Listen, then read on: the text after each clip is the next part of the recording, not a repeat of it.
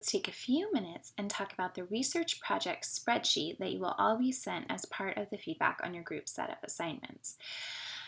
This is a spreadsheet that you are not required to use, but that I highly recommend that you use to help keep you on track this semester. It shows you how your research project builds on itself and encourages you to look back at previous sections of the research project as you move forward into new sections. As I grade your assignments, I will always look back at your research questions. I will look at these research questions to make sure that you are staying on track. The research questions are what guides your entire project. So as you move into those methods and sampling sections, the survey questions, the results and statistics, and finally the discussion sections, all of those sections need to relate to those research questions that you're going to be submitting on the 6th. In order to do that, you need to keep the research questions at the forefront of your mind. And this is a really good way to do it.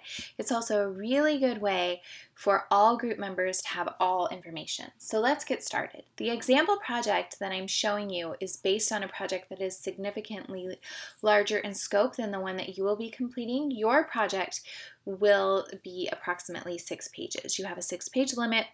And so there is a limit to the amount of data that you can collect, but the concept is the same. So you will write your research questions. Once the research questions are how you want them to be, you'll insert them in here. As you can see from this, there were 4 main research questions. You will probably have between 3 and 5 research questions. Okay, we have our research questions. They're approved. Now we're moving on to the next step. The next step is the methods and sampling framework. As you can see, the research questions that you wrote in this initial tab have filtered through into this methods and sampling framework. And the reason for that is that you want to make sure this information fits with this information. So for example, this research question is, what is the parent's perception of their child's health? We know that our research topic is right here is the perceived access to pediatric care in low-income New York City neighborhoods. Okay, so that's our research question. And who are we going to collect data from to answer that research question? Here is that information right here. You have that same thing for research question number 2, 3, etc.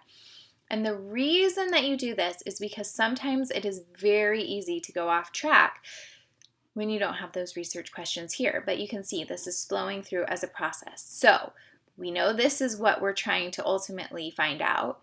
This is who we're going to talk to answer that question. And this is how we're going to talk to them.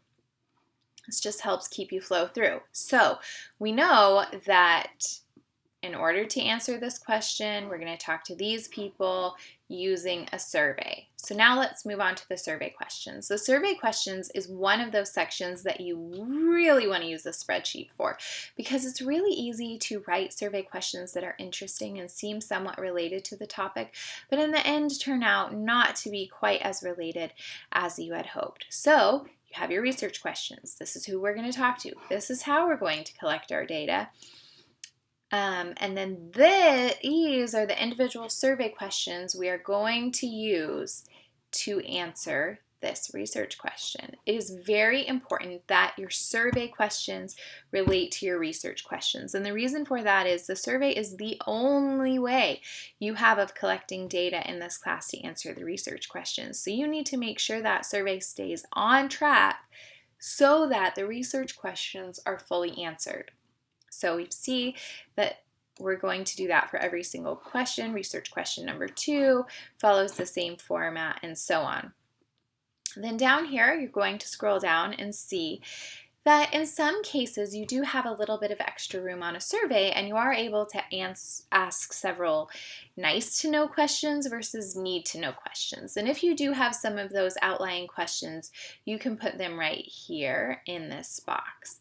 But asking yourself this and then asking yourself, do you have any survey questions that are not listed above? If yes, please list them here. This just gives you a place to put those questions and helps you identify how many of the questions really are relevant. This is important because, like I said, you only have 6 pages on that final paper, and you want to make sure that you include as much relevant information as possible. In some cases, these questions right here will not make it into the final paper just because you don't have enough room. This final box also lets you answer why those questions are being included, because you need to be able to justify that. If not in the paper, you need to be able to justify it to yourself. So we've written our research questions. We've decided who we're going to talk to, how we're going to talk to them. This is what we're going to ask them. And then in order to answer the research questions based on the data collected from the survey, we are going to run some statistical tests. These are the statistical tests that you have chosen to run based on your survey questions. It is very important as you are writing those survey questions that you are also thinking about the data you need to get out of them and how you're going to get that data. It helps make that data analysis portion much easier, and it also helps keep you on track and change questions as needed in the survey before they're even asked to make sure that you are collecting the right type of data. Okay, so you've done that, and now we're going to move on to the discussion. The discussion section is the last section that you will be completing this semester. It is also the only section that does not have a separate assignment and due date. So that is something I'm happy to read in advance of the due date if you so choose, but it is something that you will have to do a lot on your own. So this spreadsheet is helpful there. Your discussion section typically includes interpretation of the results. So that results section will say, for example, 35% of people said this, 30% of people said this.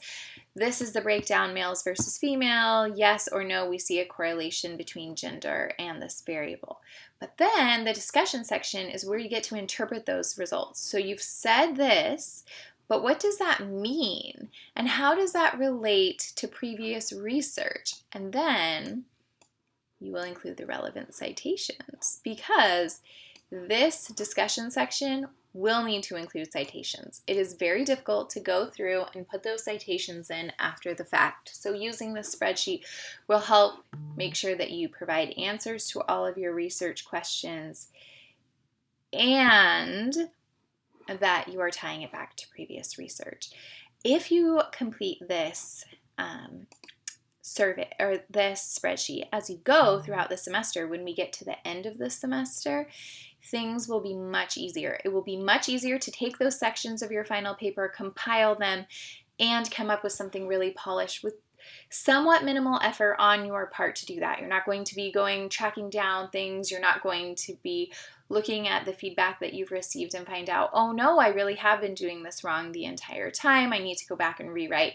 Using the spreadsheet will help you make those edits along the way, and it will also give you a repository to save all of that edited information where all group members and I can look at it if you need it. Please let me know if you have any questions about this spreadsheet. Like I said, it will be coming in that group setup feedback, and you are not required to use it, but I highly recommend that you use it. In the past, groups that have used this spreadsheet or something to this effect throughout all of the online classes have been significantly more successful than those that didn't. Let me know if you have any questions.